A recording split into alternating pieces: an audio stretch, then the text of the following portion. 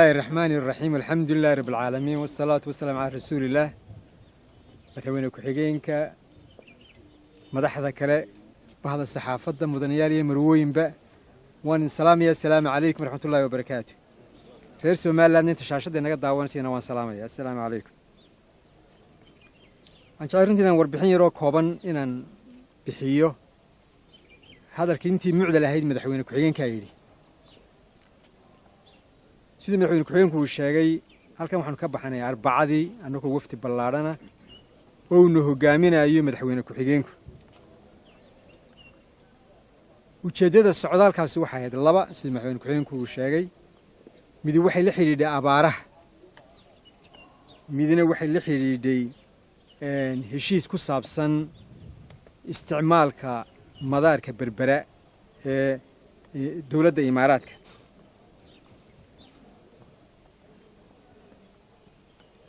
labadaba alxamdulillah waa ku soo guuleysanay waxaan la kulanay inta halka aanu joognay madax badan madaxda dawladda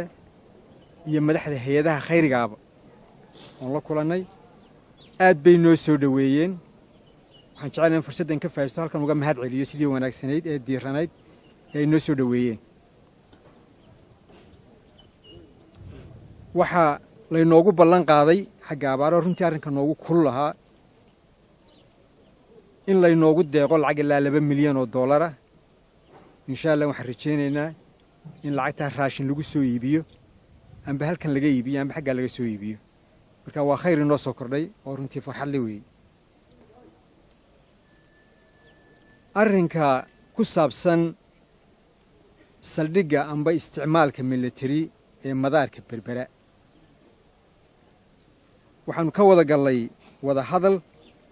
wada hadalkaas wuxuu ku saleysnaa go'aamadii ka soo baxay baarlamaanka ayuu ku saleysnaa waxaanu ku heshiinay inay isticmaali karaan madaarka berbera muddo 25 sanadooda innakana inay naga caawin doonaan mashaariic fara badan oo la xidhiidha kaabayaal oo ugu horeeyo jidka isku xidhaaya berbera iyo wajaale jidka berbera iyo wajaale isku xidhaaya muddo badan baa laga hadlayay malaayimka muddo 15 sanadooda waa laga hadlayay laakiin ma hirgelin laakiin heshiiska way ku jirtaa in ay dhisaan jidkaas waxa ku jira inay madaar cusub oo madani ah oo diyaaradaha xamuulka iyo rakaabkuba ay ka duuli karaan inay noo sameeyaan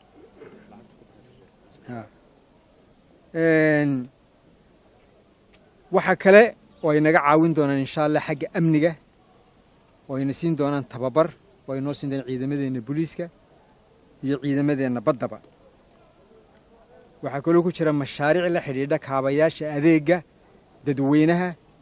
sida tamarta biyaha caafimaadka waxbarashada inta mashaariicaas socoto heshiiska waxa ka mid ah in la siiyo mudnaanta koobaad shirkadaha wadaniga iyo shaqaalaha wadaniga reer Soomaaliland waxa kale oo ku jira heshiiska in dawladda Imaaraadku u furto dhalinyaradeenna suuqa shaqada sida gidigan baynu wadognahay maanta mashaakilka ugu waaweyn ee hor taagan dadkeena waa shaqo la'aan baa ka mid ah runtii anbaba ka koowa marka in suuqa laftigiisa inoo furaan si ay ugu furaan wadamada kaleba heshiiskaas waxaanu qabnaa heshiis aad iyo aad u qiimo badan si madaxweynuhu sheegay waxa ku jira fawaaid badan mid dhaqaale mid siyaasadeed iyo mid nabadgelyaba intaba runtii way ku jirtaa innakoo kaliya inooguma jirto waxay ugu jirtaa gobolka oo dhan bay ugu jirtaa cid aniga heshiiskaas uu ku yahay hantaaqo amba uu mataqaanaa uu hadidaad uu ku yahay uu keenaya runtii ma jirto waa mashruuc nabadeed iyo harumar cid walba nabad iyo harumar way doonaysaa inana intaas ma rajayna runtii inaan kana helo waxa runtii si madaxweynuhu ugu baaqay dadka reer Soomaaliland inay mashruuca soo dhaweeyaan oo taageeraan mararka qaarkood waxa la yiraahdaa in timeka aad sheegteen ma dee berigii horaa sheegteen markii dekedda ayaa sheegteen maxaa soo kordhay marka faraqa u dhexeeya waxa weeye markii hore wuxuun baa jiray un carab laalaadin heshiis muu ahayn kanu waa heshiis waxaynu ku heshiinay inay mashaariicdaa mataqaanaa ay noo dhaqangeliyaan weliba muddo 3 sannadood inay ku dhaqangeliyaan ayaanu ku soo heshiinay markaa runtii waa arrin weyn oo inoo soo kordhay waynu u baahannahay oo inaynuna baahnayn una baahanay inaynu wada taageero aad iyo aad baa u mahadsantihiin wassalaamu calaykum waraxmatullahi wabarakaatu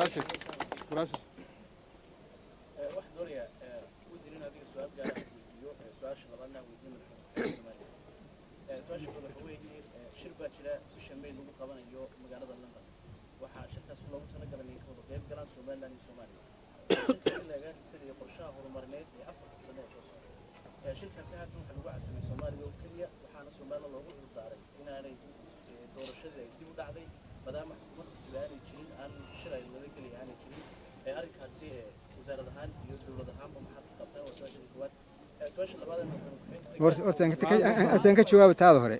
waxaad uga raalliyahay horta shirkanu shirkii ugu horreeyey maaha waa shirkii afraad weeye kii ugu horreeye wuxuu ka dhacay infad waa kii shanaad weeye kii ugu horreye waa kii ka dhacay ingiriiska dabeedna brussels dabeedna copenhagen dabeedna istanbul kana waa kii shanaad weeye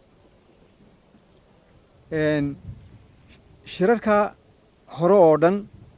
marka laga reebo kii ugu horreeyey ingiriiska waxa qabanqaabadiisa lahaa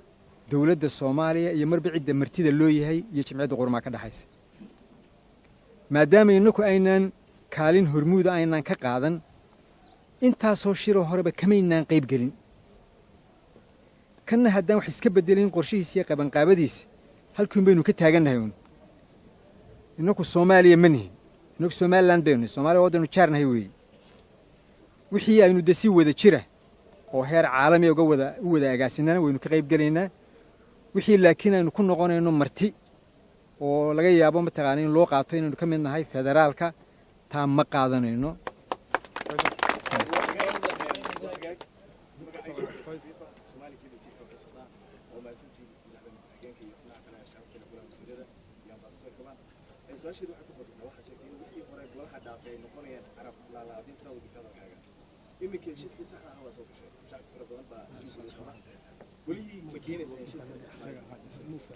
horta maan odhan wixii golaha la keenay carab laalaadinbe ma taa maan odhan tan waxaa tii markii tii Dubai World Ports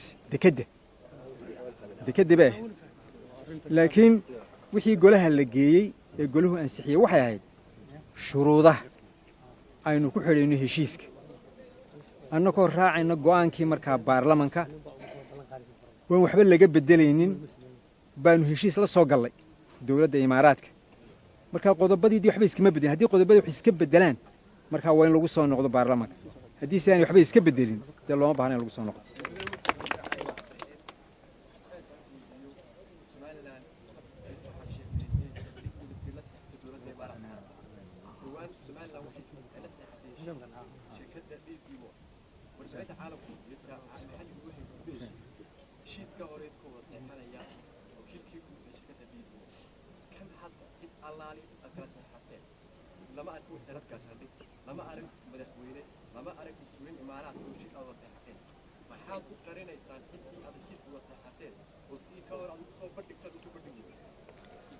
horta dee waa laga yaabaa inuu muuqaalkun kaa maqan wax la qarinayaa ma jiraano waana halkan taaganba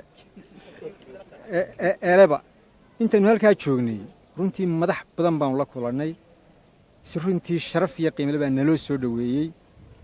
hadday tahay qoyska boqortooyada hadday tahay wasiirada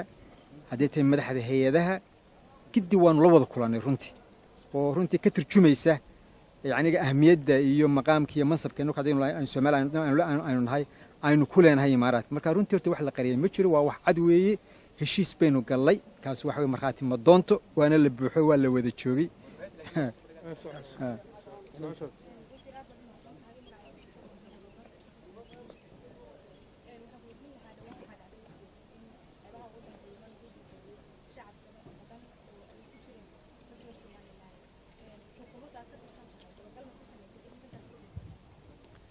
الشعب كستو وحليلو وكحنا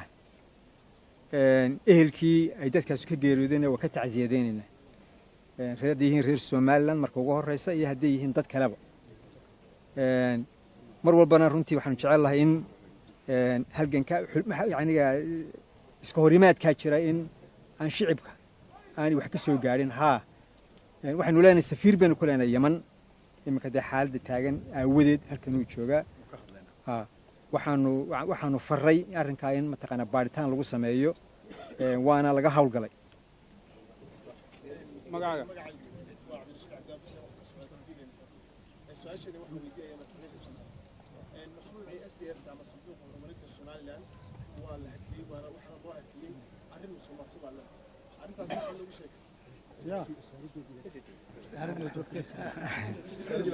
أنا هدن كيرت شوابه ملا أنا وغير فردودوبان مدح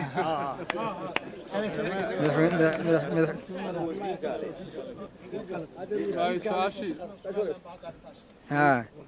ورت مشروع SDF لما هكين ومشاريع فربضن ويا